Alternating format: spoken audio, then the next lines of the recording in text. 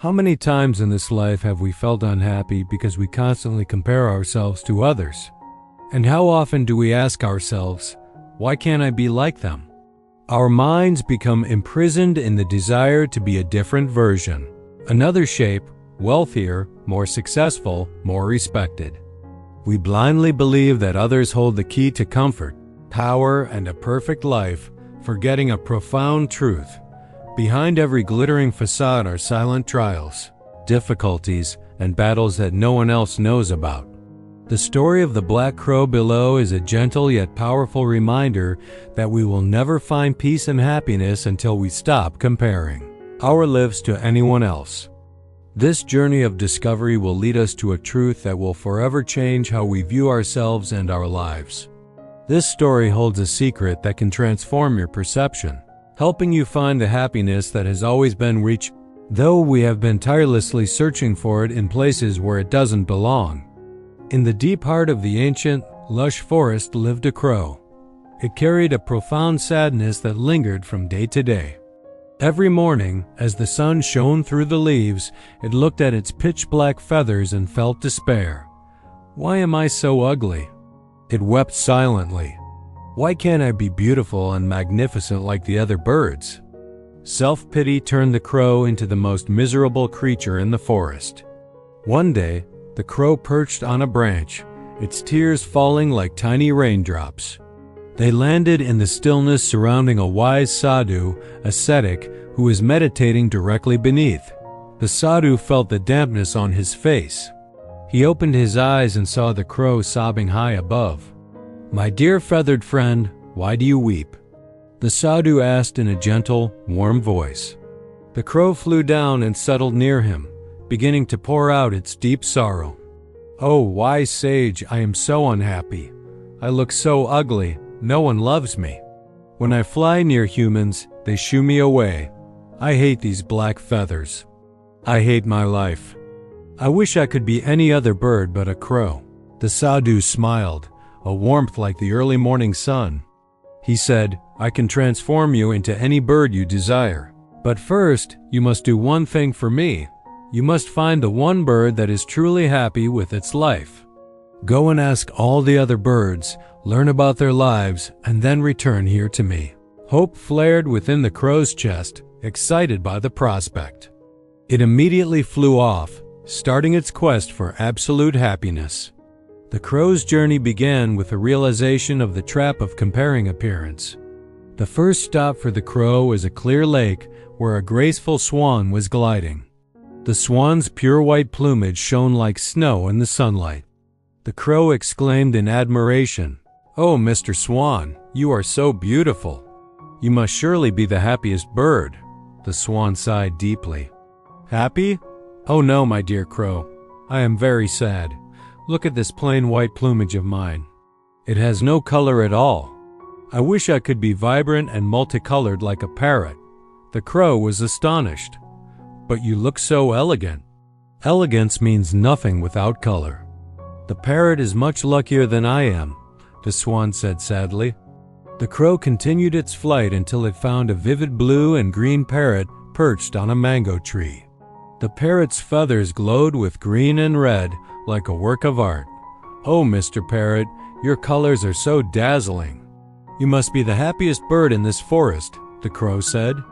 The parrot looked around nervously. "Happy? I live in constant fear, my friend. Humans want to catch me and put me in a cage. I can never rest in peace. I wish I could be red like the cardinal. At least he can hide himself better than I can." The crow was confused. "But your colors are magnificent. What is the meaning of this beauty when it turns you into a prisoner?" The parrot whispered in fear. The crow continued its search, focusing now on the burden of power and prominence. Next, the crow found a brilliant red cardinal perched on a branch. Its red plumage shone like small flames. "Oh, Mr. Cardinal, your red is majestic. You must be very happy." The cardinal shook his head sadly. "Happy? This flashy red coat makes me easily visible to every hawk and eagle. I wish I could be small and swift like the hummingbird. I could escape the hawks and eagles as easily as he does. Hearing this, the crow flew to a flower garden where a tiny hummingbird was working. It moved so fast it was just a colorful blur. "Miss Hummingbird, you are so agile and graceful. You must be very happy." The hummingbird paused briefly, looking at the crow. "Who told you I was happy?" "I can never rest, dear crow. I have to work all day searching for nectar. My heart beats so fast that I constantly feel exhausted. I wish I could be strong and powerful like the eagle. He can rest whenever he wants." The crow flew to the mountaintop, seeking a majestic eagle dominating the heights. The eagle looked powerful and fearless. "Oh, Mr. Eagle, you are the king of the birds. You must be the happiest of all." The eagle looked down with lonely, sad eyes. "Are you jesting? How can I be happy when I am so solitary? I am completely alone, my friend. Every bird and animal fears me. I have no friends, no one to converse with. I wish I could be wise like the owl. At least humans respect wisdom." That night, the crow searched for the misunderstanding of wisdom and perfect beauty. The crow found an owl perched on an ancient tree. Its large eyes looked deep and thoughtful. "Mr. Owl, you are so wise. Everyone calls you intelligent. You must surely be happy." The owl let out a sorrowful hoot. "Who? Happy? Humans think I bring bad luck. They fear me and chase me away. Children throw stones at me. I wish I could be dazzlingly beautiful like the peacock. Everyone loves beauty." The very next day, the crow flew to a zoo where it found a magnificent peacock. The peacock's tail feathers were like a brilliant rainbow. "Mr. Peacock, you are the most beautiful bird in the world. You must be so happy."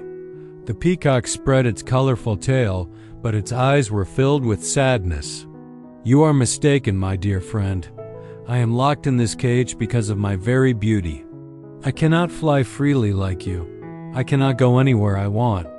People stare at me all day, but I have lost my freedom." The crow asked, "So who do you think is the happiest bird?" The peacock moved closer to the bars. "Do you know who I envy the most?" the peacock asked. "Who?" the crow asked. "You, my dear crow. You hold the greatest treasure of all, freedom. You can fly wherever you want, whenever you want. No one wants to catch you or lock you in a cage. You are truly free." The crow's eyes widened in shock. It could not believe what it was hearing. "Me? You envy me?" the crow asked in astonishment. "Yes," the peacock confirmed. "Freedom is the most precious gift in the world. To be able to soar through the sky, rest on any branch, and travel to any new place, that is true happiness." The crow flew back to the wise Sadu as quickly as possible. Its heart pounded with excitement and a newfound realization. "Oh, wise sage," the crow said, "I have visited all the birds. I have learned something amazing." The Sadu smiled knowingly. "What have you learned, dear crow?" "I have learned that every single bird has its own problems," the crow replied. "The swan yearns for color. The parrot fears capture. The cardinal hides from predators. The hummingbird never rests. The eagle is lonely. The owl is misunderstood. And the peacock is trapped in the cage of its own perfect beauty. And have you found happiness?" the Sadu gently inquired. The crow answered, "My heart has found it. I have learned that I possess the greatest treasure of all, freedom. I can fly anywhere without fear. I am not confined to a cage. I am not hunted for my looks. I am free." The Sadu nodded proudly. "Now you understand the truth. Which bird do you wish to become now?" The crow happily shook its head. "No, sir, I wish to remain a crow. I am grateful for what I am." From that day forward, the crow never mourned its life again. It soared freely through the forest, joyful and content. It had learned that happiness comes from appreciating what we already have, not from coveting what others possess.